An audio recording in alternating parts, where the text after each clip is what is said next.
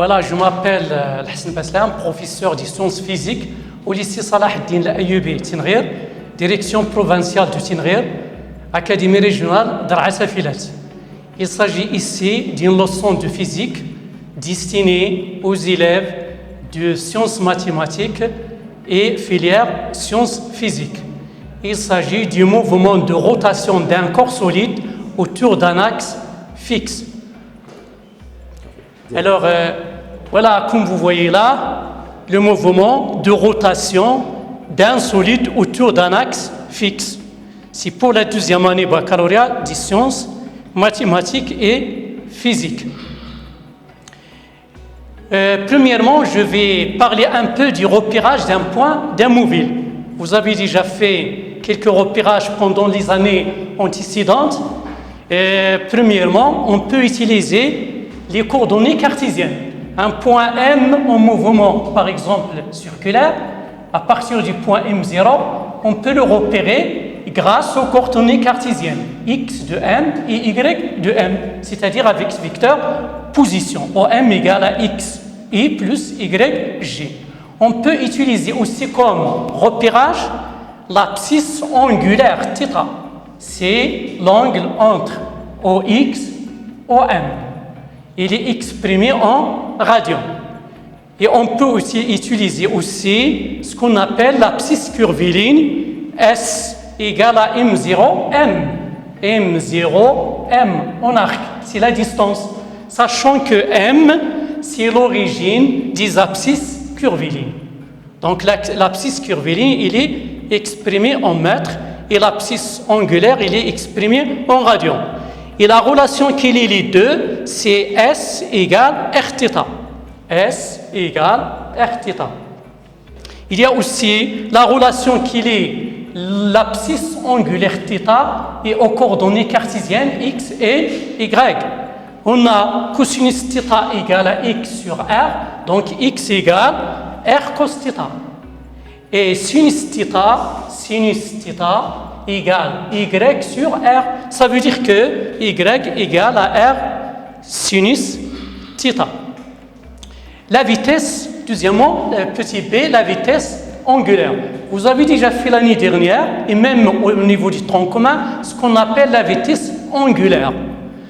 C'est quoi la vitesse angulaire d'un point, d'un solide en mouvement de rotation autour d'un axe fixe? Et à chaque instant, la dérivée par rapport au temps de l'abscisse angulaire de ce point. Oméga égale d de θ sur dt égale θ point exprimé en radians par seconde. Juste une précision. Alors, vous avez fait déjà oméga égale θi plus 1 moins θi moins 1 sur ti plus 1 moins ti moins 1. Sachant que ti moins 1 et ti plus 1 sont très rapprochés. Mais ça demeure une approximation. Alors, si on veut rendre notre relation très précise, on peut écrire la relation suivante, égale delta θ sur delta t, mais c'est approximativement égal. Et pour rendre la relation plus précise, oméga, c'est la limite quand delta t tend vers 0 de delta θ sur delta t. C'est ce qu'on appelle la dérivée de θ sur dt, symbolisée par θ point. Ici, ce que j'ai mis là, oméga égale d de θ sur dt égale θ point. Il est exprimé en radians par seconde.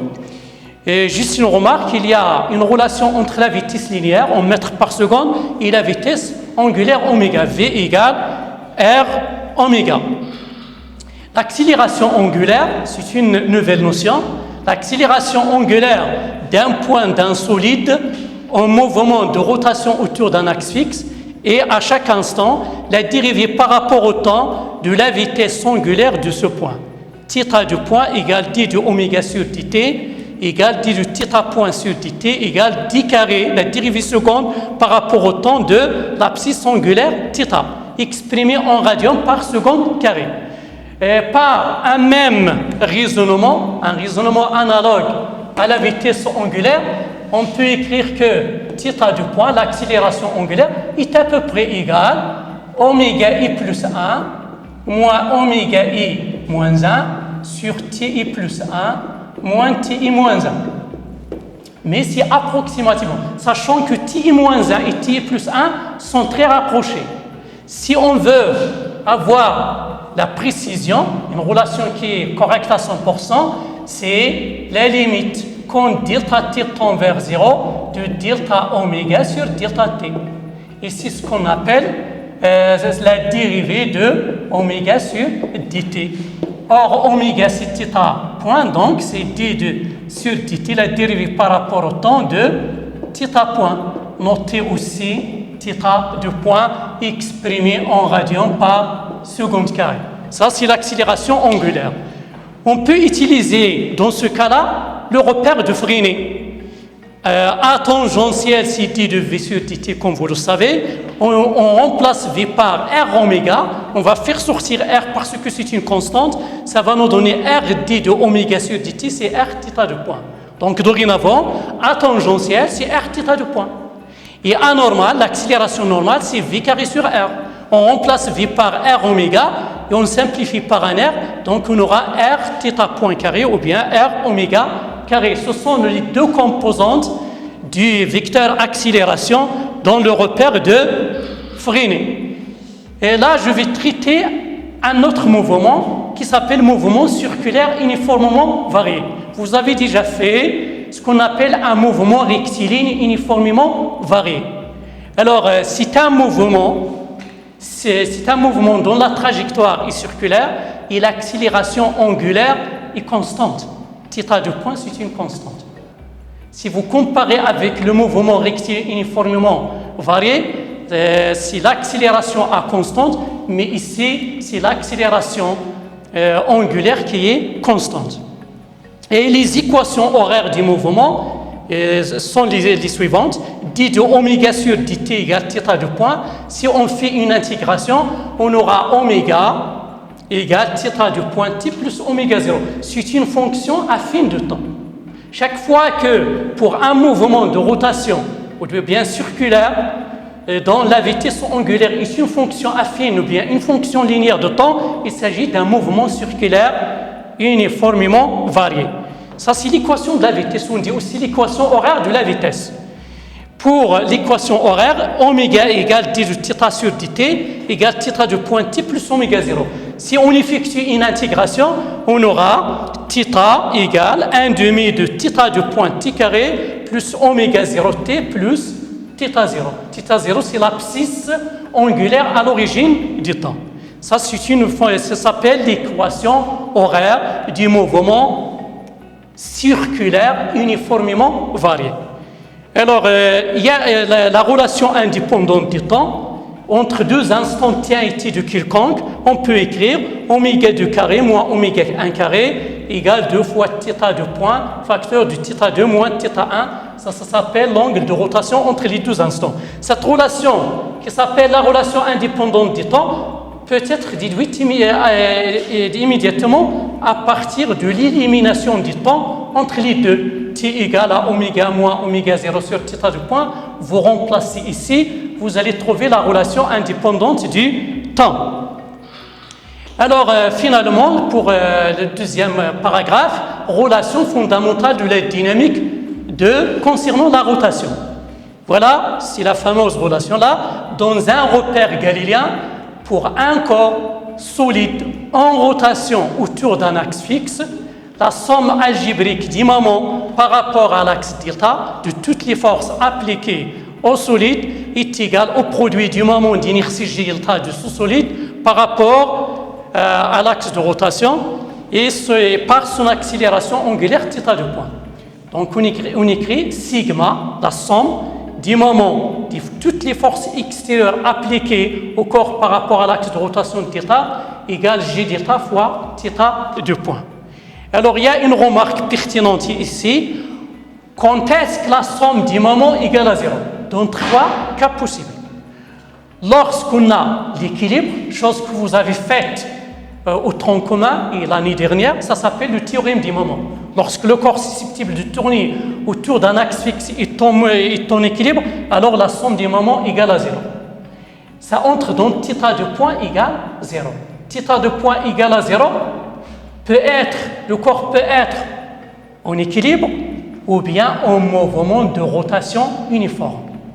Pour le troisième cas, lorsque J delta égale à 0, quand est-ce que le moment d'inertie d'un corps est nul si on néglige sa masse? Lorsqu'on vous dit que sa masse est négligeable, par exemple, une poulie de masse négligeable, ça veut dire que J delta de la poulie égale 0.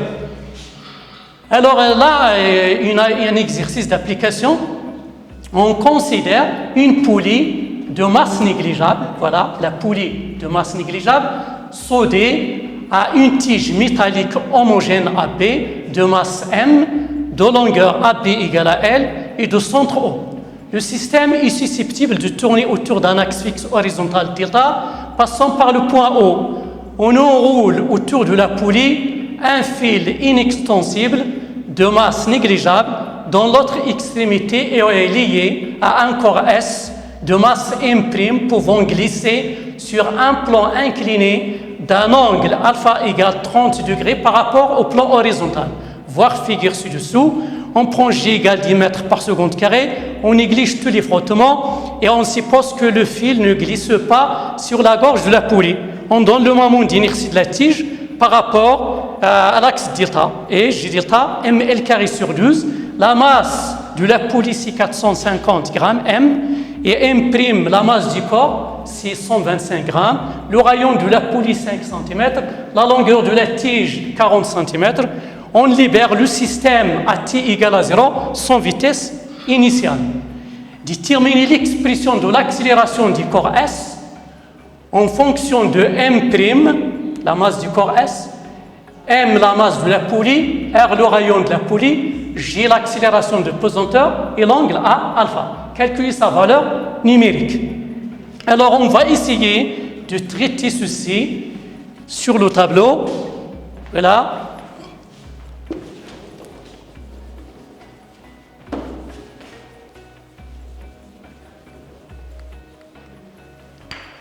Le système étudié, c'est que ce soit la poulie ou bien le corps S. On veut, nous l'accélération A du corps S. Comme vous le voyez, le corps S est soumis aux forces suivantes, le poids, la réaction du plan incliné, les frottements sont négligeables, donc R est perpendiculaire au plan incliné, et la tension du fil. Et la poulie, il y a le poids, son poids P', et la réaction de l'axe de rotation, c'est R', et la tension de fil T'. Je précise que le poids P', c'est le poids du système tige plus poulie.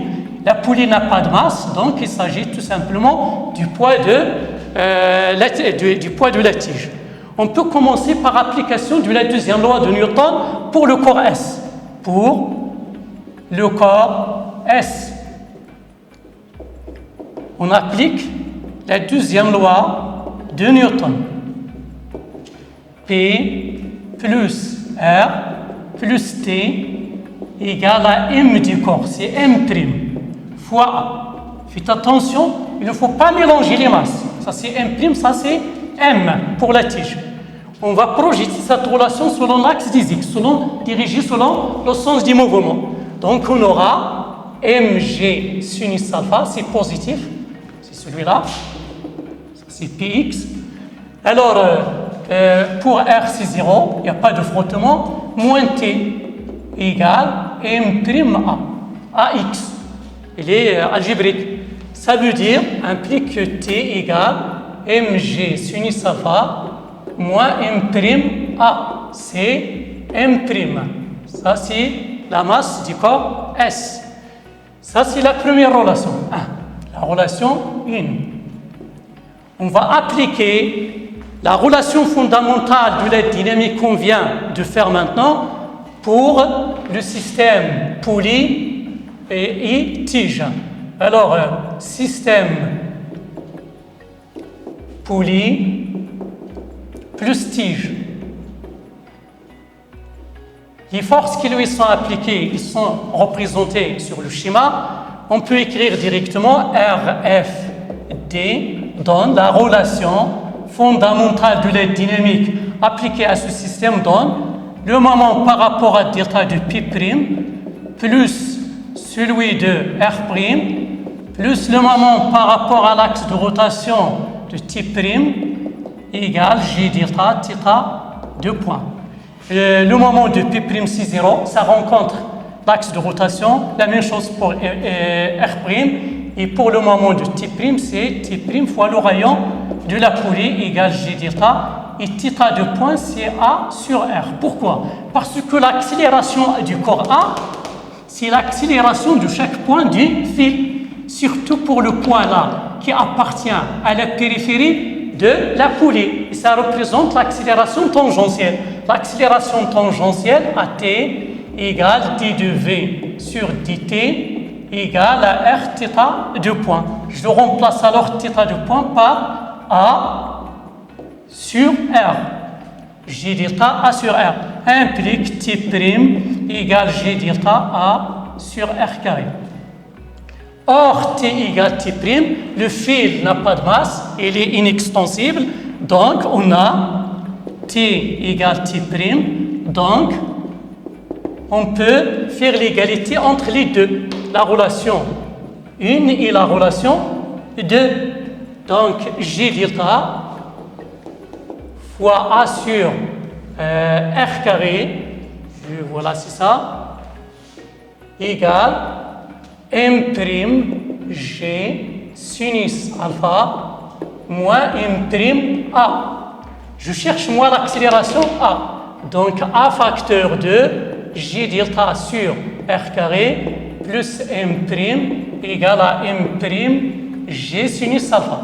C'est-à-dire que l'accélération A égale à M' G sinus alpha sur G delta sur R carré plus M'.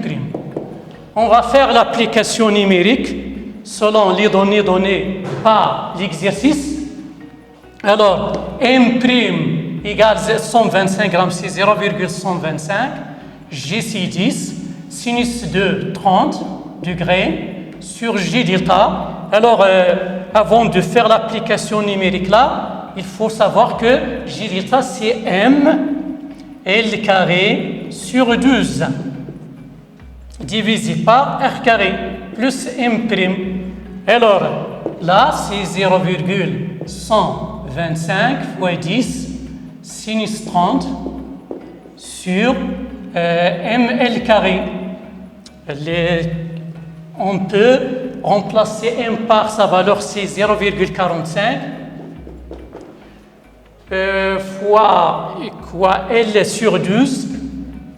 Alors, L sur R, L c'est 40, divisé par 5, c'est 8. Ce n'est pas la peine de convertir. Centimètre, ça se simplifie. Plus M', c'est 0,125. Tu calcules, ça vous donne 0,24 mètres par seconde carrée.